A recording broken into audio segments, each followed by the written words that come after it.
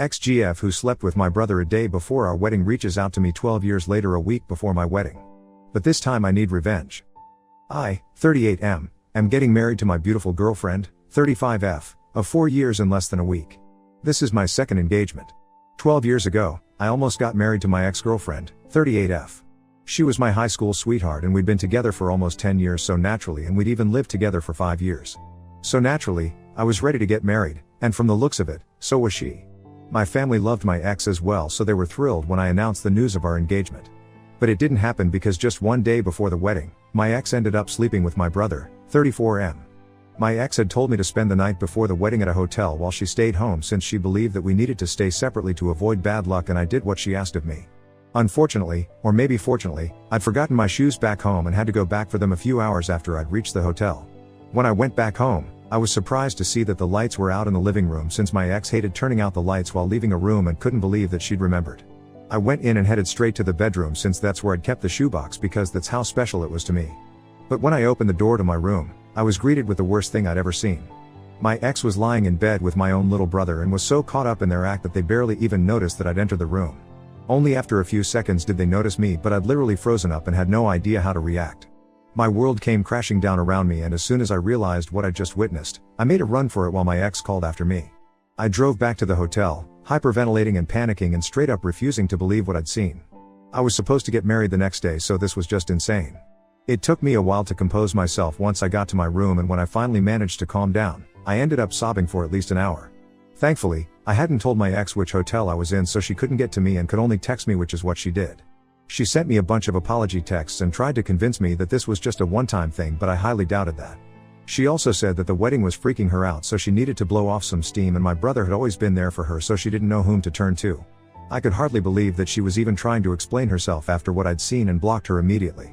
I also blocked my brother, since I wasn't interested in any of their bullcrap apologies.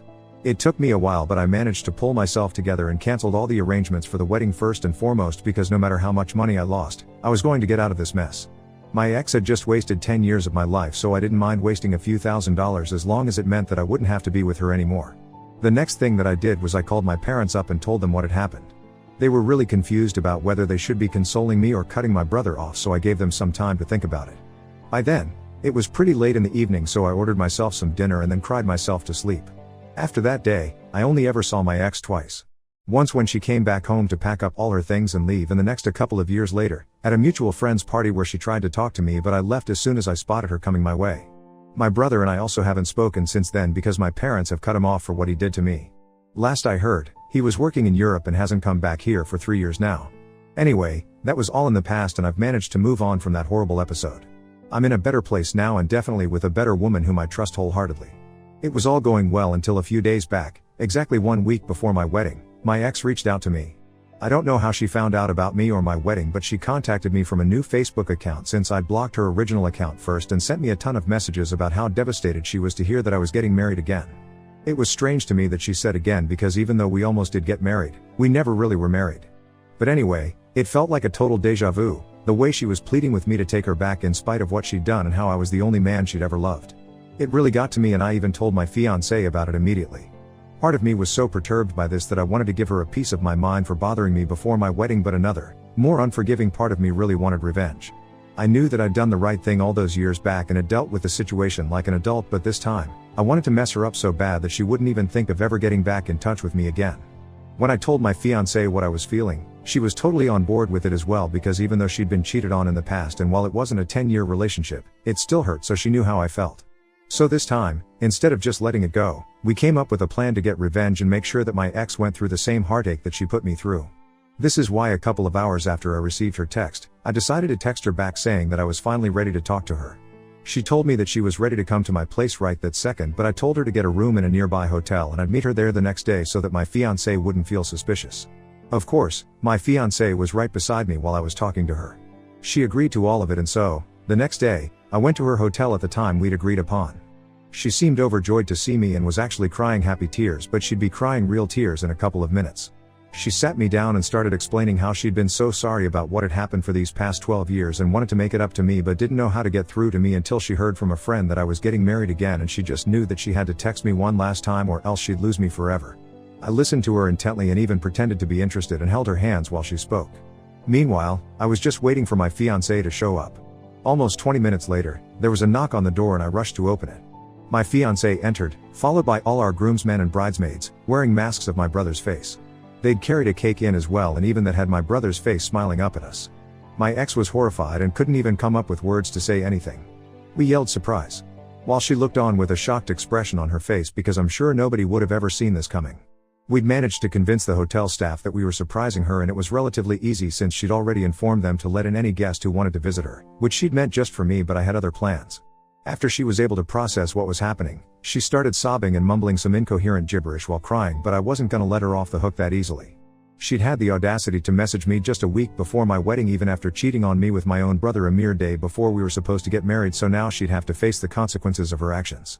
I told her that this was what she deserved, and that if she thought she ever had a chance with me after cheating on me, then she was dead wrong. She had no business texting me after what she'd put me through, and I was glad that she was hurt by what I'd done because she'd brought it upon herself. I was really cold and curt while saying all of this, but she continued to sob and said that if I didn't want her back, then I should have just ignored and blocked her instead of going out of my way to humiliate her this way. But I didn't feel sorry for her in the slightest. Not then and not now. I told her never to speak to me again and then left her crying by herself in the hotel room. Now, I'm supposed to get married in 2 days, but some of my fiancé's friends want me to apologize to my ex since they think that the way I told her off that day was harsh, and no matter what she'd done, she didn't deserve this. My groomsmen don't share this sentiment since they've known me since middle school, and they're also well aware of how I had to battle depression and fight for my life in the years following my breakup with my ex because of what had happened. They also knew how much I loved her and what she'd meant to me, so they didn't mind what I'd done.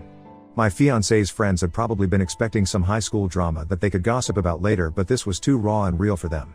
My fiancé is on my side and doesn't think I should apologize, but her friends are refusing to be part of the wedding if I don't do that. Now I'm really torn up because, on one hand, I don't want my fiancé to be upset on our wedding day. After all, she really values her friends, but I also don't think I owe my ex any apology at all. She could have just stayed out of my life and this never would have happened, but she just didn't want to see me happy. In fact, she's still trying to play the victim here and keeps sending me texts from spam accounts about how I broke her heart and that this will definitely come back to me someday. I don't particularly care for this brand of emotional manipulation, not for my ex and most certainly not for my fiancé's bridesmaids. Now, I know that she's never gonna tell me to apologize just for her sake, but I sort of feel obliged to, at this point, and that's why I'm here. I'm running out of time and I need to decide what I'm gonna do right now. Ida for humiliating my cheating ex after she tried to get back with me just a week before my wedding? Update 1. So the response on this has been pretty diverse, to say the least. There's just 1 day to go until the wedding and I've decided to speak to my fiancé before I actually do anything, like most people had suggested. I talked to her about how I'd been feeling, and as soon as I told her, she said that I absolutely didn't have to apologize to my ex just because her bridesmaids thought so, and if that offended them then they could skip her wedding. She told me that her bridesmaids had no idea what had happened and most of them thought that I'd overreacted even when she explained that my ex and I had been together for a decade and had cheated on me with my brother, things that are incomprehensibly cruel and don't deserve to be forgiven. But they weren't convinced and still believed that I was being unreasonable and owed her an apology, so she gave up trying to explain my side of things to them and even told them that they didn't have to attend our wedding if they didn't feel like it. She hasn't spoken to her friends in 1 whole day and it seems really unlikely that they'll be attending. One of them even paid her back for the cost of the bridesmaid dress that she'd bought them all, and she thinks that most of them are gonna skip. She's putting up a strong front for my sake, but I know she's hurting since these women have been her friends since high school. My fiancé says she doesn't care, but I know she does, deep down. So I've decided to talk to her friends and try to convince them myself. As for my ex, well, she's still being a total pain. A few hours ago, she managed to call me and then wasted 15 whole minutes trying to argue with me. She was really trying to convince me that I was still in love with her but was just too proud to admit it. And why was she saying that? Well, apparently, it's because I went to such lengths only to humiliate her, so it obviously meant that I still did have feelings for her deep down. Yeah, she's right, but those feelings are of hate and disgust. For whatever reason, she believes that I just wanted to see her one last time, which is why I'd held her hands while she was talking, but honestly, that was just to shock her even more. I literally laughed in her face while talking to her, hoping that she'd get the hint, but she kept on blabbering about how we were soulmates and that I needed to call off the wedding before I made a huge mistake. Honestly, the only reason I'm even entertaining any of this is so that she doesn't end up doing anything stupid. I've been trying to get through to her parents so they can take her away but haven't been able to get through, so I'm just waiting for them to respond, and after that, I'll finally be able to get rid of her once and for all. Don't get me wrong, I still hate her, but I also don't want her to hurt herself. I'm not that inhuman. Update 2. Hey, guys. So, we're officially married now. It's been a couple of days since the ceremony and I still can't believe it. She's now my wife. I'm thrilled. But unfortunately, there's still sad news. Her friends ended up not showing up to the wedding despite my attempts to get them to come.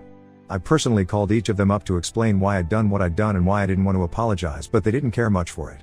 Even when I asked them to attend just for my wife's sake, they weren't too hot on it, and it just seemed bizarre to me because I'd surely attend a friend's wedding even if I didn't particularly like the person they were getting married to. I only learned the real reason yesterday when my wife finally confessed that she'd had a feeling her friends wouldn't attend, whether or not I apologized, simply because of the fact that she'd refused to do what they'd asked of her and had disagreed with them. They didn't like that one bit and believed that they were all one unit, so they always needed to have a united front. These were her friends from high school, and while she'd managed to somehow retain them throughout the years because they never really had anything important to disagree upon, this was the first time that their friendship was tested, and she decided to choose me over her friends, which they didn't like at all. She said that she was a little upset about it but was too embarrassed to admit it because it was all so juvenile. I didn't mind, though, since at least now I was sure that this wasn't really my fault and her friends were just self-centered.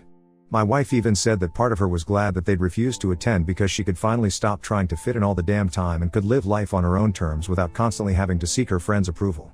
So that was good for us, I suppose. Also, my ex's parents finally responded to me on the evening before my wedding. I explained to them hurriedly what their daughter had tried to do and how they needed to get to the hotel she'd been staying in and take her back with them for her own safety because she was being really psychotic and delusional, and I didn't think it's okay for her to be on her own. As it turns out, they'd been on a hiking trip where they had no network, but now that they were back, they promised me that they'd come to take her back as soon as they could and even thanked me for informing them. I haven't heard from them since, but I'm guessing they got her back home safely. Update 3. Hi, guys. It's been a week since my wedding and unfortunately, it's been nothing but drama so far. As I'd mentioned, my girlfriend or her parents hadn't been in touch with me since the last time I spoke to her parents.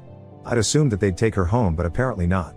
2 nights ago, there was a knock at our door, and since it was really late, my wife and I had no idea who it could be because we weren't expecting anyone. I made the mistake of opening the door before looking through the cameras, and when I opened up, my ex pushed past me and walked in with her bags. My wife was sitting on the couch and literally sprang to her feet as soon as my ex walked in. I was about to ask her what she was doing in my house, but before I could say anything, she told me that she was here to stay. She told me that her parents had come to bring her home a few days back, but she'd refused to go since she knew that I would take her back soon. My wife and I were stunned and had no idea how to react because of how crazy all of this seemed. She told me that her parents had tried to force her to go back with them, but she'd had a huge fight with them and ended up staying at the hotel. But now she was running out of money, so she'd decided to move to my place instead. The reason was that if I spent enough time with her once again, then I'd be reminded of the past and I'd fall back in love with her once more. I absolutely had no idea how to react simply because of how bizarre all of this was. My wife tried to speak to her, but she ignored her presence altogether and continued speaking to me, demanding that I let her live with us. I told her, as gently as I could, that I was a married man now and she couldn't just show up here to live with me, but she said that she didn't accept the wedding, so in her eyes, I was still unmarried. I couldn't believe that this was happening, but neither did I have the heart to kick her out because honestly, she seemed seriously unstable and it appeared to me that she needed help. So I sat her down and told her to wait in the living room while I went to the bedroom with my wife to discuss what we should do next.